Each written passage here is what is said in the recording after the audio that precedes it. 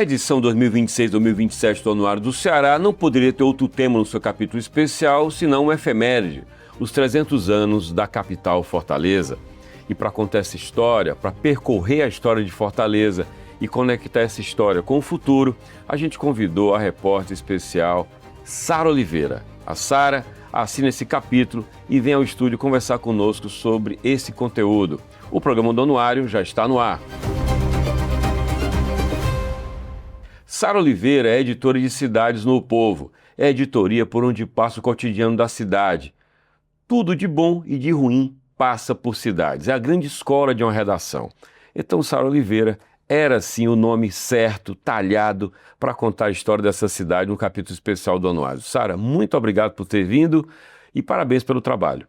Eu que agradeço, foi realmente um prazer e uma descoberta, uma nova descoberta sobre a cidade. O que é que se descobriu, que se destacaria para a gente assim de supetão, você que acompanha no seu dia a dia essa cidade, você de manhã cedo já começa a pensar o que é que vai ser assunto do dia. Parar de fazer isso para se dedicar a contar a cidade no outro tempo, o que é que te ensinou, qual foi a grande descoberta? Pois é, eu vinha pensando como é que o que de novo o capítulo especial tinha me trazido mesmo. E eu acho que entender Fortaleza numa perspectiva econômica, junto com o urbanismo, junto com o social, junto com o histórico, para mim foi a grande descoberta. Em cidades a gente acompanha a rotina, né? A mobilidade, a segurança pública, o comportamento, a educação. E trazer isso numa perspectiva histórica e de futuro, né, pautado aí também pela economia, pelas repercussões econômicas, para mim foi a grande descoberta. Saber mais sobre a origem da cidade, né? Hoje em cidades, a gente cobre muito o mar de Fortaleza, né? Os eventos que são realizados, a balneabilidade, e entender como Fortaleza começou pelo mar, economicamente, como é que esse mar definiu a sociedade e aí também com grande influência na questão arquitetônica, foram eixos que se comunicaram e que me fizeram entender uma nova Fortaleza aí, viu?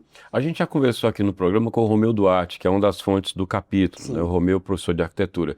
Que eixo você destacaria de pensamento que você buscou como fonte? Além da arquitetura, você falou na economia, quem foram as fontes que você destacaria?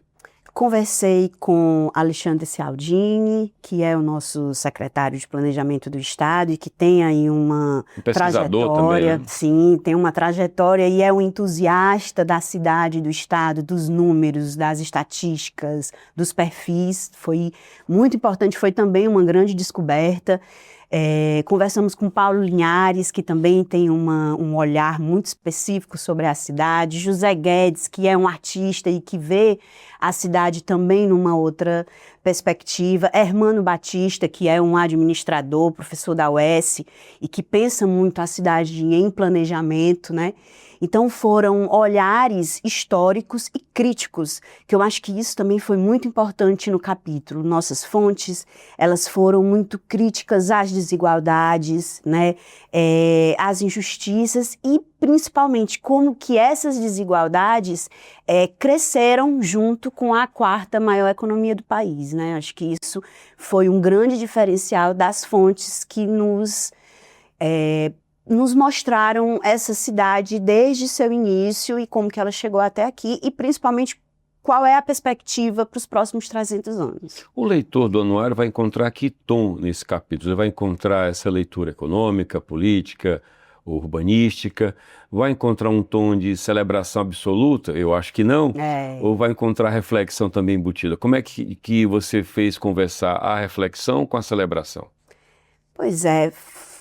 Eu acredito que o capítulo ele tá denso e ele tá, acima de tudo, bonito e bom de se ler, porque falar sobre Fortaleza é muito bonito, né? Quando eu falo no mar, quando eu falo no sol, quando eu falo no fortalezense, né? Nos costumes, na fibra do fortalezense, né? Em como a gente consegue misturar aspectos educacionais, econômicos e comportamentais com muita força, né? Eu acho que traz esse tom de que Fortaleza se supera, está sempre se superando, se descobrindo e se destacando, que eu acho que isso também é um grande diferencial. Quando a gente fala no mar, e isso foi também uma descoberta, a gente fala no mar história, no mar beleza, e no mar que hoje, por debaixo dele, leva tecnologia e internet para vários lugares do país, né? Então, quando a gente mistura tudo isso, dá um tom muito, muito bonito do que a cidade fez nesses 300 anos. Você é super jovem, mas mesmo nos mais jovens já há alguma nostalgia, ou uma saudade de uma cidade que se viveu há não muito tempo. O que é que você mais destacaria como saudade da Fortaleza que você via há alguns anos que você não vê mais? Eu acho que a sensação de segurança.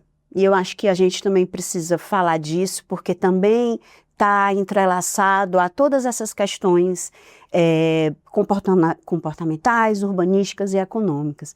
Eu acho que a segurança do ir e vir, e aí principalmente voltada às mulheres, a gente conversa muito sobre isso, a Beira-Mar é um espaço belíssimo, e outros espaços que Fortaleza também tem, mas muitas vezes a insegurança de acessar esses espaços ainda é um desafio, e eu acho que é um saudosismo que se tem.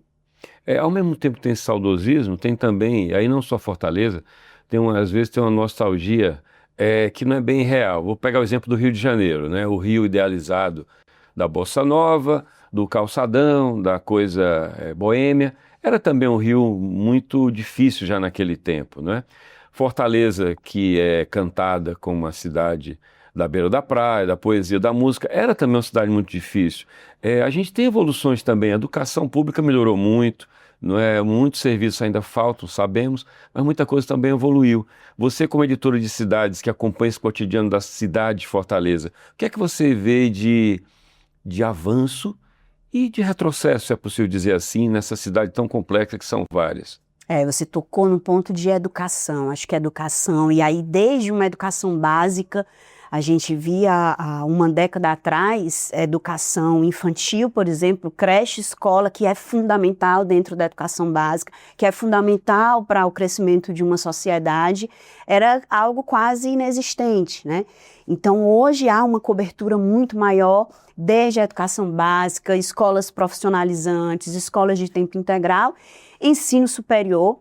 Voltando para o Mar de Fortaleza, a gente tem perspectiva, por exemplo, do campus da Universidade Federal do Ceará, o campus Iracema, a gente tem o ITA que chegou, então a educação de fato é um grande destaque na cidade. A questão de mobilidade, Jocélio, assim, ciclovias, bicicletas compartilhadas, faixas exclusivas para ônibus, eram medidas que há pouquinho mais de uma década atrás a gente acreditava que nem iam dar certo. Então eu acho que isso em cidades é algo que me surpreende muito. Eu me lembro que o bicicletar, a faixa exclusiva para bicicleta aos domingos, era algo que a gente achava que não ia funcionar, né? Deixar uma bicicleta num lugar e devolver em outro, a gente achava que nunca existia. E hoje faz parte da rotina de muitos fortalezenses, né? Então eu acho que essas são mudanças que o tempo trouxe e que, repito, está sempre se comunicando com tecnologia, com economia, né, e com perspectivas de futuro. É muito comum se dizer que em Fortaleza todo mundo se conhece. Isso aqui é uma grande novela do Manuel Carlos, todo mundo se conhece. Porém, tem uma explicação, né? A explicação é a concentração de renda. Totalmente. O nós com nós, como a gente fala no popular, é formado aqui por quem trabalha na imprensa, por quem está na academia. As bolhas, né? As bolhas, né? Quem tem a renda concentrada, que é muito pequena ali. Como é que é editar cidades, e eu estou falando da mulher que editou o capítulo, que escreveu o capítulo também dos 300 anos, editar cidades considerando que são várias fortalezas, Sara? É um desafio, e o capítulo me trouxe muito isso. Quando eu ouvi os especialistas falando como que a cidade começou a ficar desigual, E aí, considerando que antes o mar era uma vila de pescadores e com o crescimento da economia eles foram empurrados para áreas mais distantes do centro da cidade, né? Que teve um novo perfil, né? Considerando as secas que também trouxeram muitas pessoas para a metrópole, que hipertrofiou Fortaleza, que não tinha essa estrutura e que isso reverbera até hoje, né? E isso me ajudou a entender como há vazios que separam Fortaleza, do Meireles, de um Conjunto Esperança, por exemplo, né? E o grande desafio em cidades é a gente conseguir chegar a esses lugares mais distantes, que fazendo o capítulo eu consegui entender um pouco mais como é que eles foram construídos. Então eu acho que cidades tentam fazer isso por diferentes segmentos, né, principalmente das demandas sociais, né? É importante que a gente esteja sempre atento às demandas sociais e entender como é que essa geografia de fato aconteceu. E como é que é editar cidades ser engolida pelo cotidiano de uma redação? Nós sabemos como é, a gente tem muita coisa para fazer numa redação, e ao mesmo tempo ter que andar nessa cidade, viver essa cidade. Eu sou defensor que o editor de cidades tem que ter um tempo muito livre para andar pela cidade. Às vezes angustia a gente não ter esse tempo de ir para a rua, não, Sara? Às vezes eu trago que eu descobri muito de Fortaleza sendo repórter de cidades, né? Lugares que eu nunca tinha conhecido, caminhos que eu hoje faço e que eu aprendi nas pautas de cidades, né? E que isso me traz muita falta. Quando a Beira-Mar foi reformada, um pouquinho ali pandemia, fim de pandemia, eu lembro que quando eu cheguei lá e eu vi, eu disse, gente, como é que eu não tinha visto isso aqui antes? Como é que eu não tinha convivido com isso antes? E é importante, a gente estava discutindo esses dias como é que cidades podem chegar a outras cidades do Ceará, e a gente trouxe, Jocélio, exatamente isso. É importante que a gente vá a essas outras cidades e também as conheça para poder saber o que é mais importante, o que está mais em voga, o que aquela população está trabalhando, que isso é algo muito dos tempos atuais, né? A gente tinha a ideia de pauta da nossa cabeça. Hoje em dia as pautas não estão mais só com a gente, elas estão espalhadas realmente nas diferentes rotinas que as pessoas têm. Então esse olhar precisa ser cada vez mais apurado e cada vez mais local, para que a gente possa realmente conseguir retratar a cidade de forma real e fidedigno. E o perfil do repórter que faz isso? Porque no final das contas o repórter é muita alma do que vai ser feito, né? Nasce na pauta, mas o repórter vai para a rua. O perfil do repórter hoje em cidades, nas redações, pelo que você conhece, mudou? Eu vejo que tem muito mais gente que, se não mora na periferia, mas conhece ou já morou. Eu nasci na periferia, mas muita gente não nasceu. Quer dizer, essa proximidade, esse senso de realidade do subúrbio da cidade, ele faz uma editoria ser mais viva. Esse perfil mudou nas redações recentemente, você acredita? Passa talvez pelas cotas, o maior acesso à universidade, enfim, o que é que você lê disso tudo? Passa por uma compreensão diferente, a gente vive um tempo diferente, né?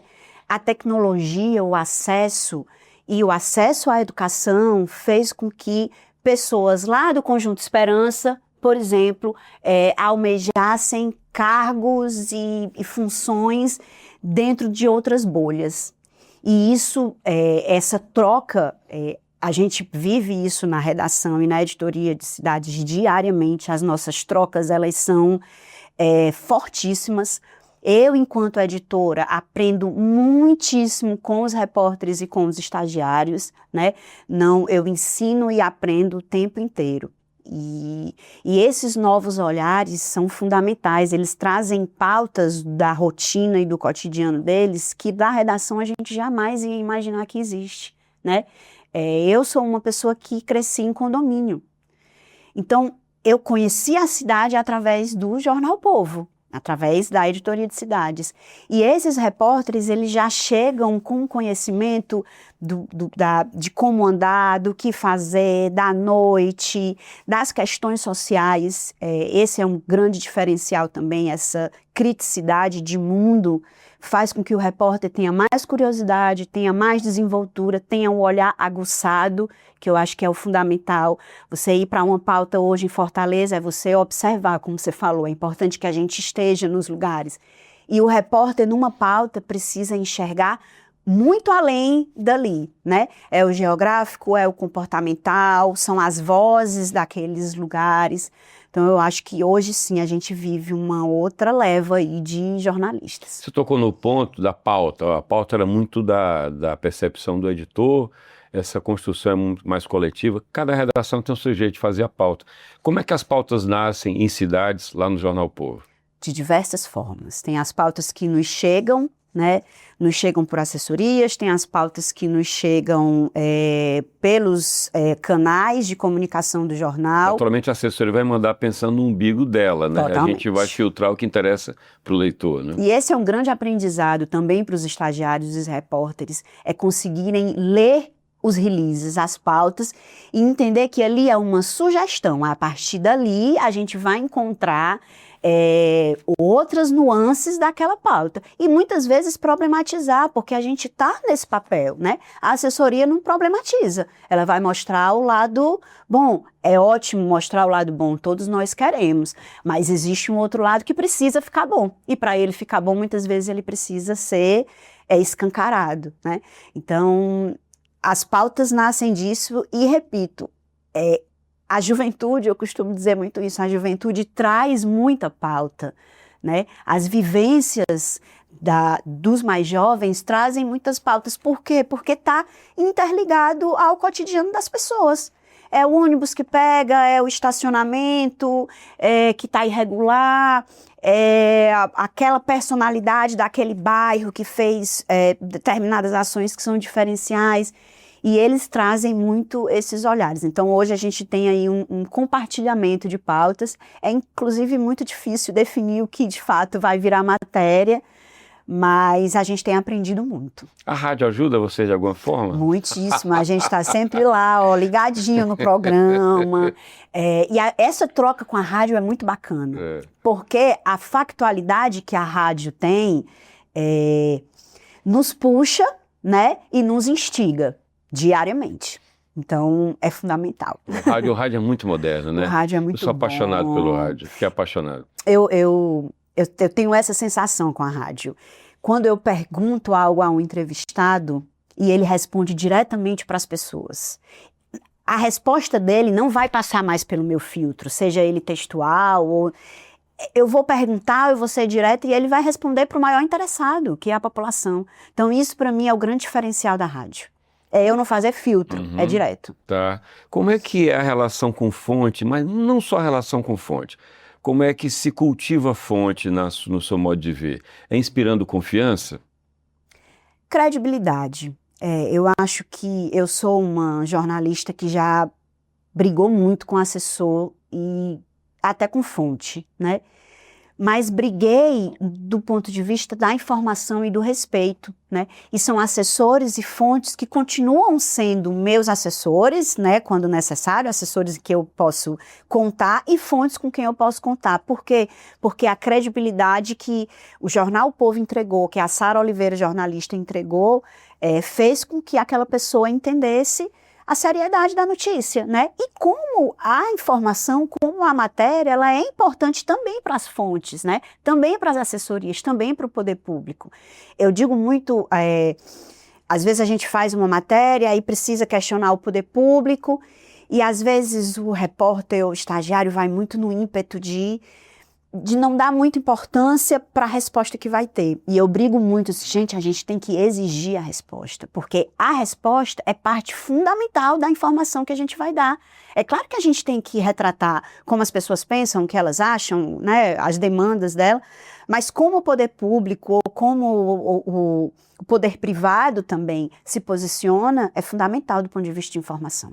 E a garotada, hein? A garotada no Povo, além dos jovens que vão estagiar, sob orientação de um editor, não é? Tem também os chamados Novos Talentos, que é um programa do Povo que já tem um bom tempo, que seleciona estudantes das faculdades, universidades, e a partir da seleção eles percorrem editorias, vão pela rádio também, enfim. Como é que é se deparar com esse jovem ainda mais verde, que ainda está em formação lá no curso, enfim, na academia? É, também um desafio, porque aí eles trazem uma outra realidade, né? E a gente ali na loucura da redação, a gente precisa parar e ouvi-los, né?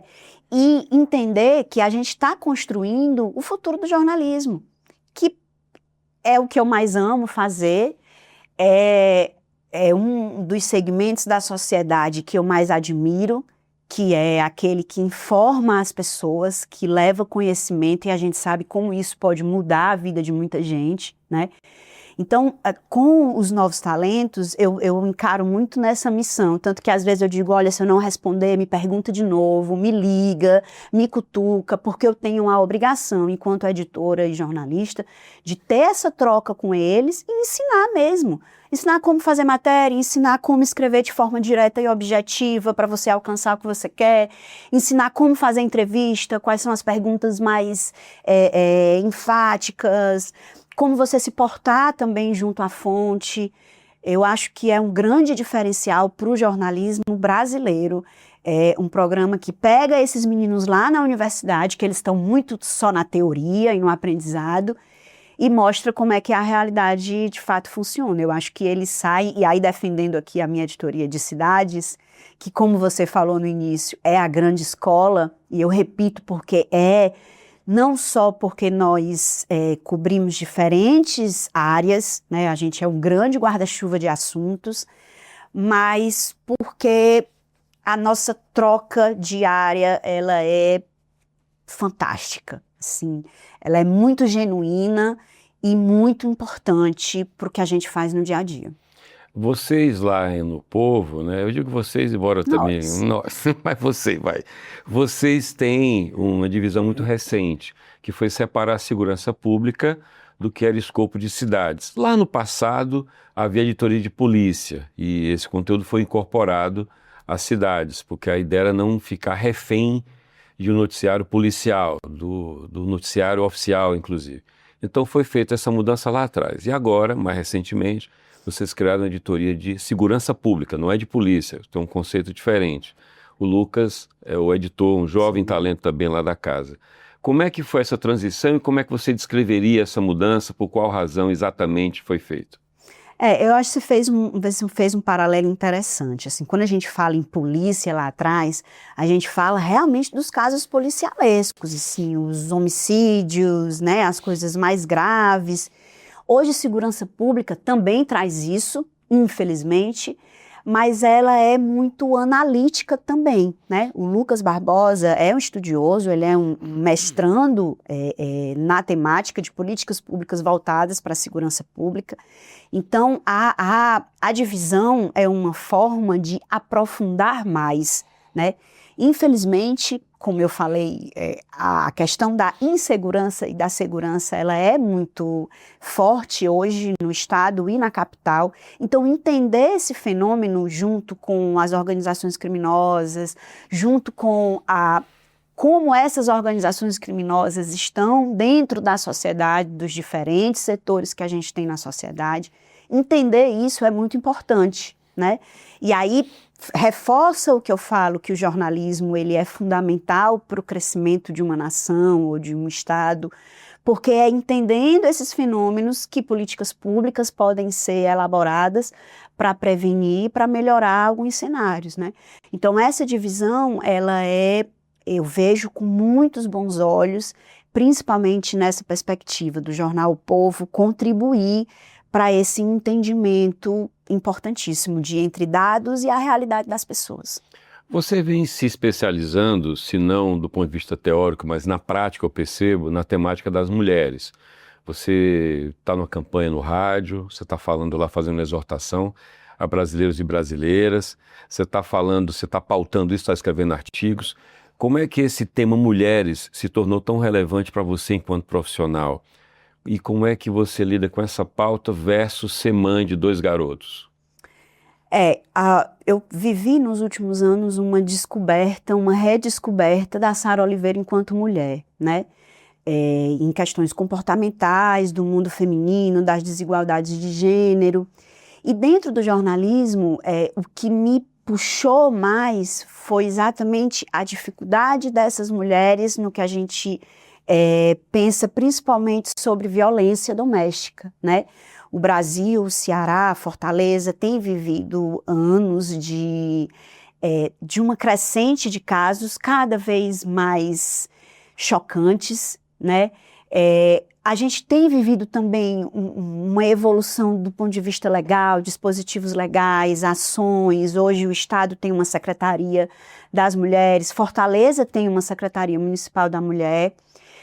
Então, tentar conectar esses temas, tentar trazer essa problemática do ponto de vista analítico, que aí reúne a minha experiência como mulher, a minha redescoberta enquanto mulher dentro de uma editoria de cidades, dentro do jornalismo, é um papel social que me foi chamado, eu acho.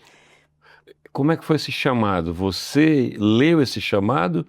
Você não foi apenas pautada, você percebeu esse tema, você se identificou e você se incorporou a ele. Foi assim que se deu? Eu quis falar sobre as coisas que eu estava descobrindo, né? Eu quis falar o como é injusto os homens terem 1 milhão de privilégios, né? Enquanto as mulheres não têm no mercado de trabalho, nas divisões de tarefas que impactam no mercado de trabalho, né? Nas tantas violências que tantas mulheres vivem, que sequer sabem que vivem, da roupa que veste, do modo que fala, do trabalho que escolhe. Então, isso me foi apresentado, a gente cresce entendendo a divisão entre homens e mulheres de uma forma. E depois que você vira mãe, que você começa a ficar mais consciente dessas diferenças, você diz, opa, não dá. Aqui a gente é injusto. E admitir a injustiça, ela não tem como mais admitir a injustiça. E o que nós temos, eu, Sara Oliveira, a oportunidade de falar, a oportunidade que o Jornal O Povo me dá de trazer essas questões, de discutir, de questionar, precisa ser aproveitada. Então foi aí o meu chamado. A propósito, me corrija. O Povo tem uma presidente que é mulher, tem um diretor de redação das diretoras, é um diretor e uma diretora, não é? Cidades, são 3 mulheres que é isso? São 3 mulheres. É a Tânia Alves, você e a Joelma. Isso. E se olhar para a redação, tem a Beatriz e a Irna em Economia. Sim. Mais mulheres. Isabel Costa no Vida e Arte. Então, assim, tem uma presença feminina, sim, de um modo muito pronunciado na redação. Isso muda o quê no cotidiano das decisões, no diálogo? O que é que você diria em relação a esse perfil feminino, hein? Porque às vezes a opressão vem da mulher também. Não estou aqui querendo comparar, mas você também identifica a má política feita por más mulheres políticas? Sim. Como você tem a má gestão, sim, cruel, inábil, também da parte de mulheres. Sim. Como é que você consegue ver esse comportamento na redação onde você atua e como é que você lê essa minha provocação? Eu escrevi um artigo uma vez que era: a gente precisa votar em mulheres, mas não são todas as mulheres, né? E hoje a gente vive um cenário em que o conservadorismo, a questão religiosa, ela tem reforçado questões de diferenças de gênero, de desigualdade de gênero, que já estava quase ali, não digo perto da superação, mas já estava ali numa luta de superação. Então, realmente votar em mulheres, mas não são todas as mulheres. Dentro da redação, eu vejo uma pluralidade de mulheres. Você citou aí várias mulheres que são extremamente diferentes. Tem muito mais, as que eu lembrei, sim, agora nesse momento. Que são muito diferentes umas das outras, assim. A maternidade é um ponto muito diferente, a forma de pensar, a atuação ao longo da vida, né? O histórico de cada um é muito também do que a gente é. E eu acho que a mulher é um grande diferencial, e dentro da redação eu vejo muito isso. A gente consegue lidar com as diferenças entre nós de uma forma com menos ego e com mais vontade do que os homens, eu vejo. Inclusive homens jornalistas também. A gente pensa diferente, claro que a gente, né, somos pessoas diferentes, mas a gente consegue se entender muito facilmente. Eu queria citar, José, e aí incluindo a rádio, houve um plantão em que só havia mulheres no portal, no impresso e na rádio. Nunca um plantão fluiu de forma tão bem como aquele. E eu tenho quase 20 anos de jornalismo. Nunca fluiu tão bem. Porque é fácil, porque o entendimento, eu quero resolver, eu quero fazer com vontade, eu não quero dizer só que eu sou melhor, eu não quero mostrar a minha superioridade, né? Então eu acho que esse é um grande diferencial. Maravilha, eu teria muito mais assunto para tratar com você. É muito bom o trabalho que você fez no Anuário, parabéns em nome da equipe também. Pela oportunidade. Maravilha, e muito bom poder ouvir você falar sobre jornalismo, que é uma coisa que você ama, está na cara de você ama. Muito obrigado, Sara. Eu que agradeço. A gente conversou com a Sara Oliveira, jornalista, editora de Cidades do Povo e a repórter que escreveu o capítulo especial do Anuário do Ceará nessa edição, capítulo sobre os 300 anos de Fortaleza. Muito obrigado à participação da Sara e convido você a ler esse capítulo que está na edição do Anuário do Ceará 2026-2027, uma edição luxuosa de 680 páginas, 14 capítulos, que você pode adquirir em bancas, livrarias, na sede da Fundação Demócrito Rocha, pelo site da Fundação ou acessar gratuitamente no site anuariodoceará.com.br. Você acompanha essa série de programas aqui no canal FDR e também pelo YouTube do O Povo, também no site do Anuário, anuariodoceará.com.br. Você pode conferir nossos conteúdos pelo Instagram. O Instagram da Fundação é @Fundação Demócrito Rocha. E também tem o Instagram do Anuário, @Anuário do Ceará. Muito obrigado e até a próxima.